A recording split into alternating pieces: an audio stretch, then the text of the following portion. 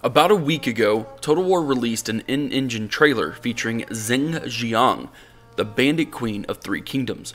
The trailer itself is one of the best trailers I think Total War has created to date and creates a solid, quick narrative on the character.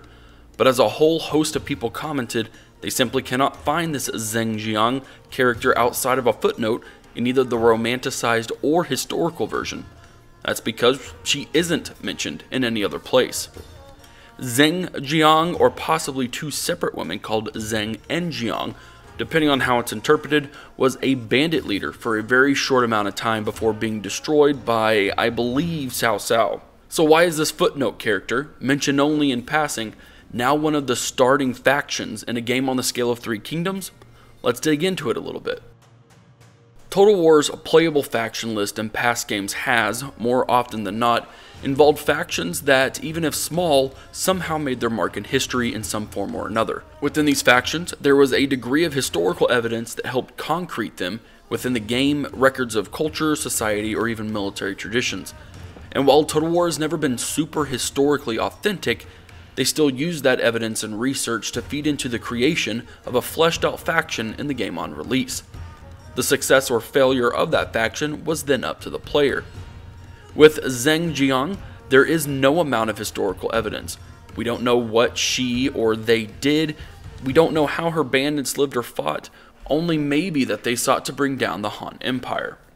Simply put, this lack of historical documentation allows for a huge amount of creative freedom for Creative Assembly to do what they want within the faction. As we can see with the blog post that accompanies the video, the Bandit Queen is more than your ordinary bandit leader. She wants to see the Han Dynasty destroyed by her own hands because of political corruption and hunger they've spread. She starts small and inconsequential, only a footnote, but with an agenda that could possibly turn that footnote into an empire that changes history forever. This leads me into my main topic of discussion, and one that I really want to hear people's opinions on: the rise of the footnote factions. No matter the time period, there's always going to be rebellions or associations or short-lived bodies of power that never amounted to anything but a quick sentence or maybe even a single line in passing of an account. Should Zheng Jiang work out as a viable faction that can really change the landscape of the game, it is without a doubt that Creative Assembly will take this and run with it in future games.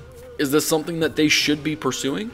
Or should they stick with actual records and nail down factions that have established themselves in history as being significantly important enough? Without sounding like a Total War fanboy, I'm all for these footnote factions, as long as they work within the themes of the game. Paradox has had the ability to play any faction in their games for a very long time, and it works out fairly well. I could play as the tiniest faction if I wanted to, and sure, I won't have much power or be nearly fleshed out mechanically as the bigger factions, but that's half the fun. Putting that idea into Total War and taking something that lasted for the blink of an eye and make that a faction into something greater than it could have been has immense appeal to me, especially in a Total War game. My only caveat is that in the context of Total War, we need those footnote factions to be full. Modders across the Total War games have proven that tiny factions can have depth and be dangerous and change the landscape of the entire map. Without relying on modders to make Total War great though, if Creative Assembly does decide to pursue these no-namers in the future, they have to make sure they aren't bland and standard.